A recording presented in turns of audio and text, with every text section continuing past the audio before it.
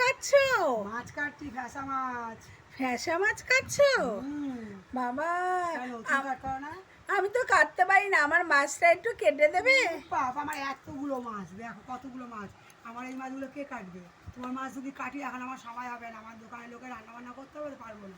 তুমি যদি বিকালে বলো তাহলে আমি কেটে দেবো। তাহলে তো আমি তো এখন রান্না করবো, একটু কেটে দাও না তোমার মাছ কাটার পরে। মাছের ঝোল করে রেখে দাও, পরে আমি মাছ কেটে দেবো, ভেজে ঝোলে দিয়ে দেবো। ও বাবা, ওরকম করে তো আমার তো খাবো না। কেন, ওরকম করেও খাওয়া যায়, তুমি পারো না তাই?